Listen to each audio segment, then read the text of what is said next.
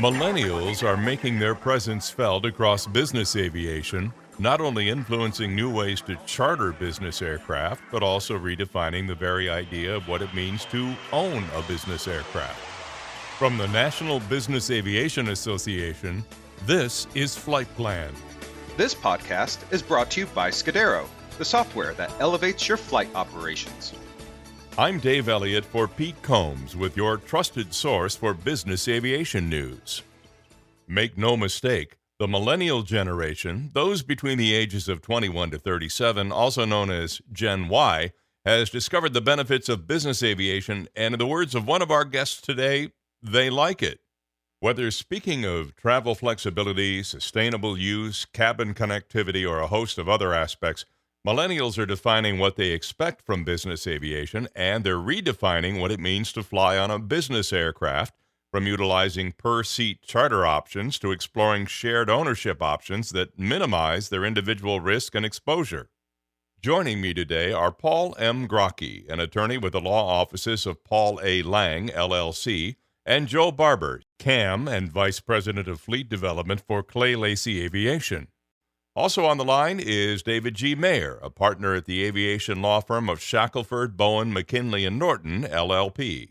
David, you recently wrote an article for an industry publication regarding the effects of millennials on business aviation, and it revealed some rather surprising elements about that relationship. What did you discover about how millennials view the use of business aircraft? Millennials have a fairly good understanding of the fundamentals of business aviation and how it allows them freedom, speeds up their travel, and affords them privacy. But they're not interested in owning. They are more oriented toward an experience. If you talk to them about owning, it's not really in their thought process for a number of reasons about their own personal experiences growing up. So, if you would, David, tell me a little bit about why you think ownership isn't a primary concern for this group. The background for a number of millennials starts with growing up. For a lot of them, that may be potential customers in the business of the 2008 heavy recession, combined with the need to incur student debt. The student debt in those recessions made a number of them unable financially to engage in buying and keeping huge obligations off of their balance sheets, if you will, which buying would imply or require, even in a group. Joe, from what David said, it sounds like aircraft charter and per seat options often serve as entry points for millennials using business aviation travel. Is that what you're seeing at Clay Lacy Aviation? Yeah, we are actually. We're seeing that, I think that there's enough literature out there that describes the general purchase and buying strategies of the millennial and Gen X generations.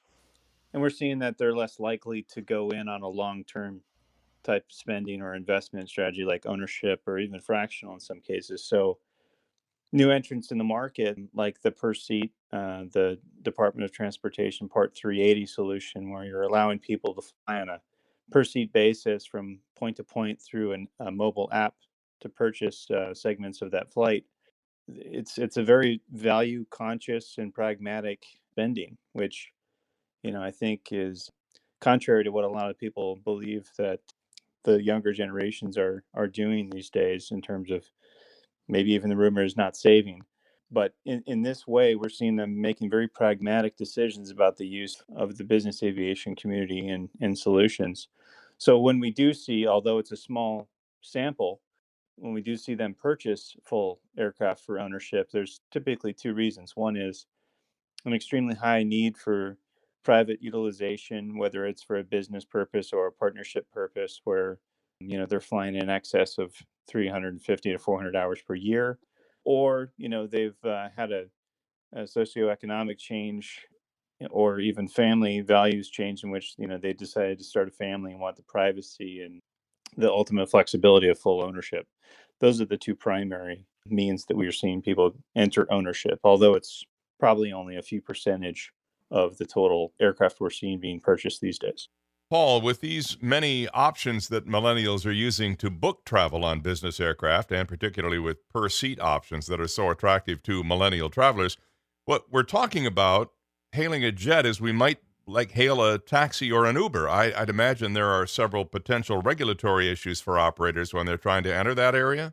Yes, that's correct, both for operators and a lot of times the indirect air carriers, often the brokers as well. Specifically, with these charter by the seat and all the apps that go along with it, operators need to be careful to not engage in scheduled operations. Many times, operators who operate under a charter certificate under a Part 135, they are not allowed to do scheduled ops, which essentially means an operator, they can sell flights by the seat when it is less than 5 round trips per week in the same city pair market, and they must use a 9 seat or fewer non-turbojet aircraft that's less than 7,500 pounds. To the extent that a charter operator wants to do more than 5 round trips per week in a city pairing, then they actually need to get separate commuter authority from the Department of Transportation, which is a lengthy process that can take up to 9 months to 12 months. So the operators need to be careful when working on for charter by the seat operations. Likewise with brokers, Joe had previously mentioned Part 380. A broker can sell scheduled charter by the seat, acting as a public charter operator under Part 380 of the DOT's regulations. There's also other circumstances under which a broker may be able to offer charter by the seat. The broker must leave open for negotiation one of the following: departure location, departure time, or arrival location. And another issue to be aware of is relatively recently, 14 CFR Part 295 came into effect, which provides all kinds of obligations, requirements on brokers as well. So for charter by the seat, there are certainly many regulatory issues to consider on both the operation side and the broker side.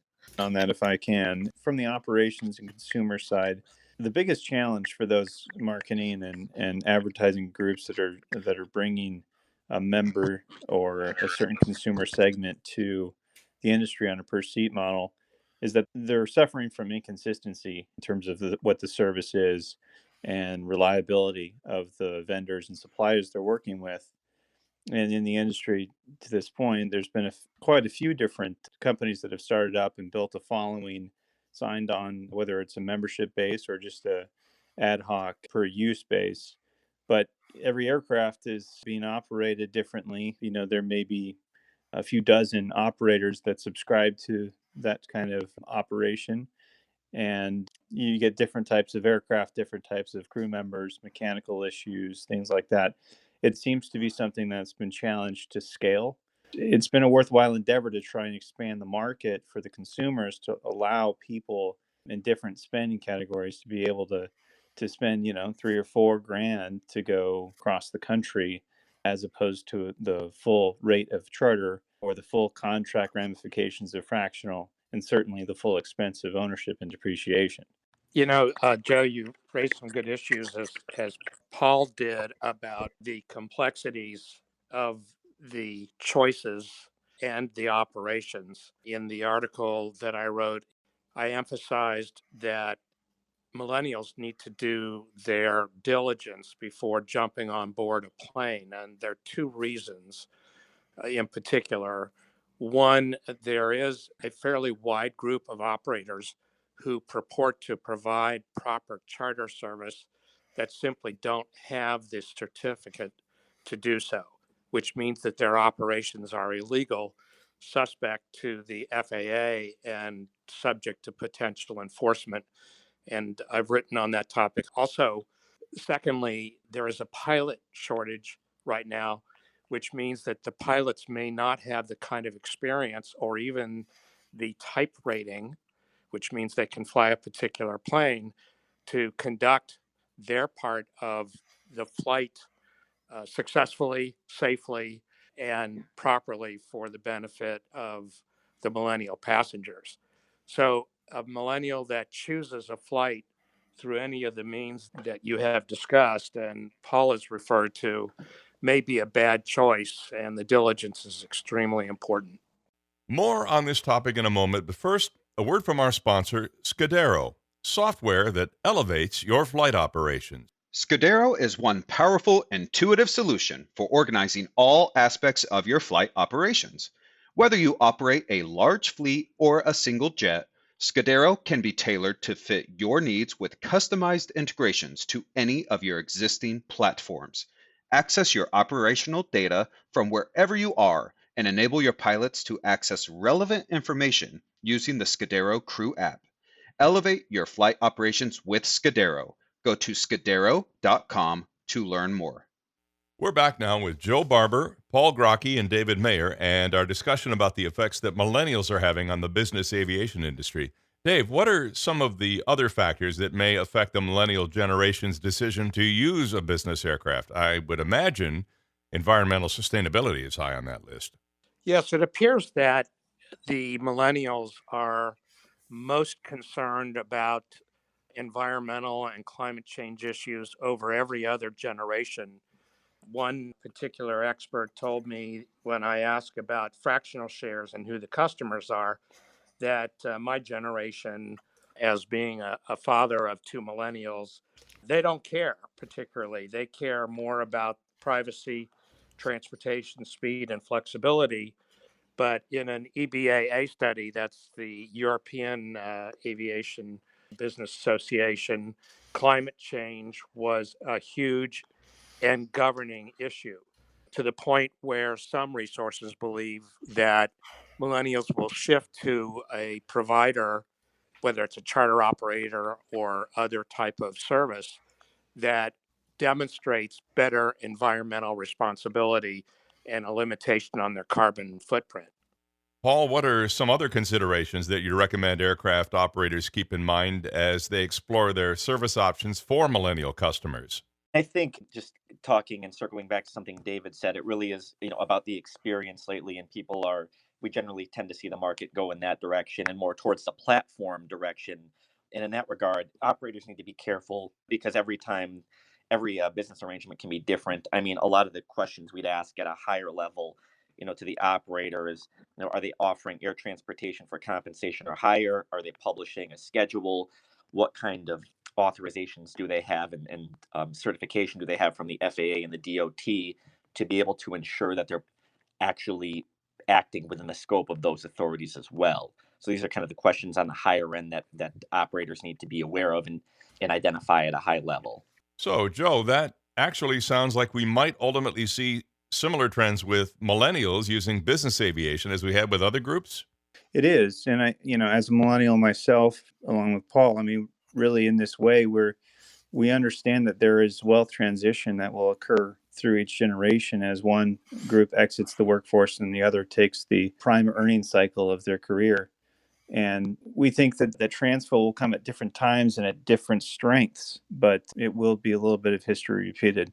What's the next step then for these users once they become accustomed to traveling on business aircraft? Are you already seeing them move up to perhaps the next step as far as considering at least shared ownership or maybe even whole aircraft ownership? The best approach that we've seen that a consumer can take to the business aviation solutions is a portfolio approach. To consider that one solution is the official best use, I think lives and businesses and use of aircraft changes so quickly. Signing on to a 3 or a 5 year contract or a 5 or a 7 year ownership cycle, especially for some of the newer entrants and younger generation who's utilizing these services, I think what we're finding is that they understand that having a reputable charter broker as well as a small fractional share and maybe a dry lease arrangement with another cohort, those type of portfolio approaches seem to better fit and cause less waste. And again, we think that the millennial and Gen X are very value conscious groups, and we've had specific instances where we've had an owner approach our company as well as a major manufacturer with an idea of purchasing a $25 million super mid when the father brought in two generation sons below him, and one being a Gen X and one being a millennial. Their approach was very pragmatic, and they said, "Well, there's a lot of other solutions. Why do we want to take on the investment of the $25 million airplane depreciation and all the arrangements that come around it when there's so many other options?" and they've convinced themselves at a table with an OEM that they're not ready to consume that, and largely by the influence of the Gen X and the millennial in the room. It's worth suggesting here a little context. We, I think, are giving the impression that millennials will not engage in purchases, but there is a very large population that is quite capable of doing various types of ownership arrangements.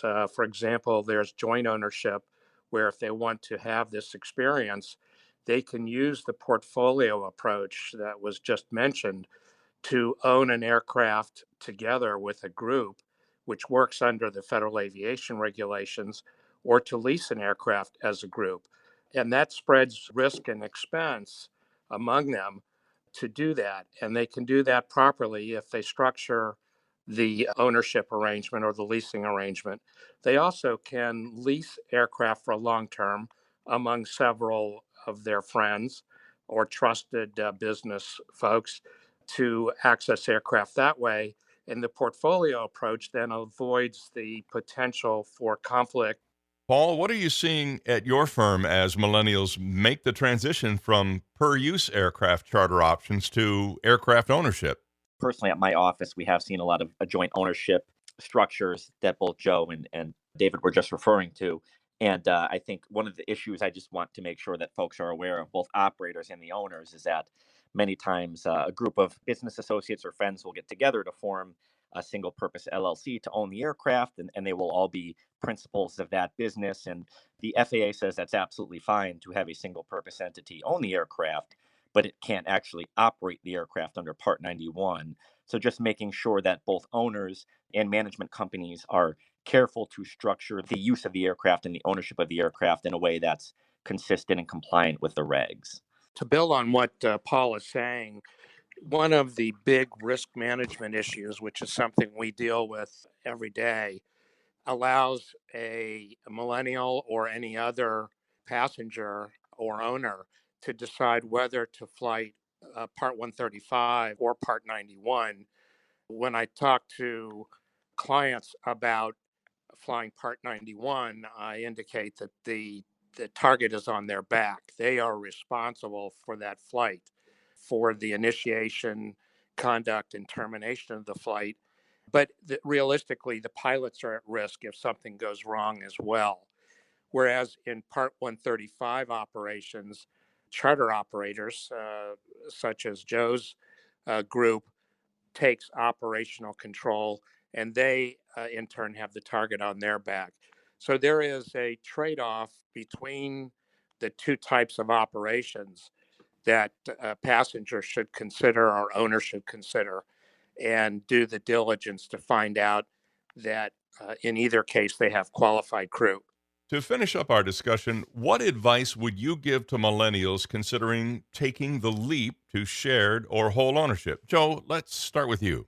I think that the entrepreneur and tech community have trained a lot of the younger generations to have such energy and persuasion in terms of developing new business and gaining investor capital to new ideas and services within the industry that they can easily develop something that frankly can work for a short period of time and build a following of whether it's marketing dollars spent and customers who are interested in the solution. What we find with a lot of instances, and we're confronted with this often as an operator while people are doing due diligence and business development, is that they underestimate the regulatory requirements for doing this, which echoes what these other gentlemen have said. And that's a good anchor. It's an anchor for a reason, for safety and regulatory compliance. And these business owners are very savvy in terms of what they find as weaknesses or loopholes. But what we've witnessed is that a lot of those businesses will come in oversimplifying what is a very complex service and a complex operation. And I think that everyone needs to remember that you're flying an airplane near the speed of sound at 45,000 feet above the ground. And that, while scaled on a commercial basis, has been successful. The business aviation community and corporate aviation communities are much more bespoke.